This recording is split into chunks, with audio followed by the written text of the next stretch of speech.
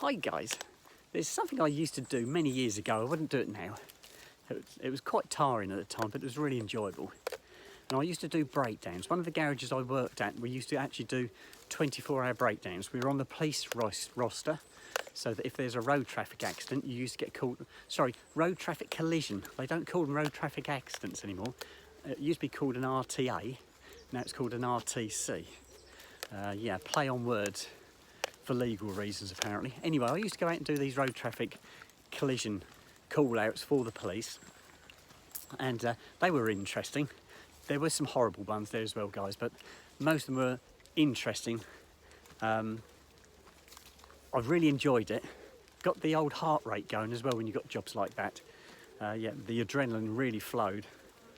Recovering vehicles that are upside down in the ditch, on the roofs, all sorts of things, the middle of a field. Really good fun. The money was good as well, obviously. It boosted your money up during the week. And I used to do it on a rota system with two other mechanics. So I used to do 1 in 3 weeks where you'd be out after hours collecting cars. I did have one occasion where I got home from work. It was about 8 o'clock in the evening. I got a phone call, and it was a call from the RAC. All their vehicles were already out.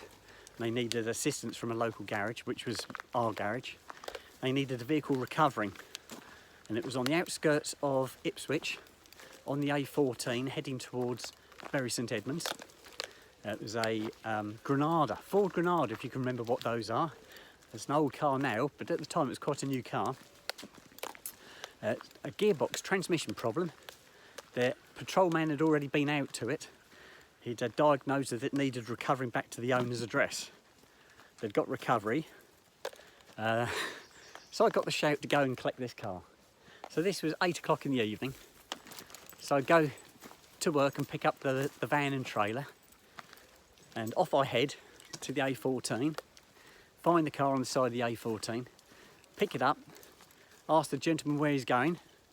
Manchester. What I said? He said, yeah, Manchester. He said, it's all arranged.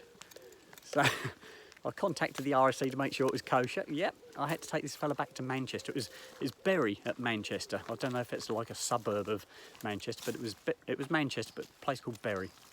And so I took this fella back all the way from Ipswich to Manchester. I had a cup of tea when I got there. He gave me a cup of tea, and then drove all the way back.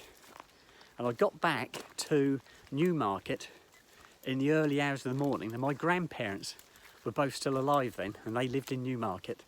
And it was breakfast time, and I thought, blow it, I'm going to go and see my grandparents. So I stopped at my grandparents, and I went in for a cup of tea, another cup of tea, and a piddle, and met my grandparents, and then I got in the van and drove back to work. I got back to work at opening time, and they thought I'd come to work, although they couldn't quite understand why I'd got the van and trailer.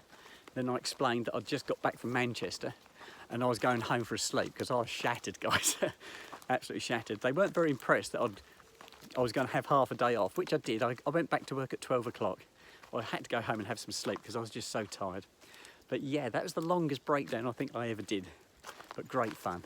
Right, I'm going to sign out now, guys, and I shall speak to you later. Bye-bye.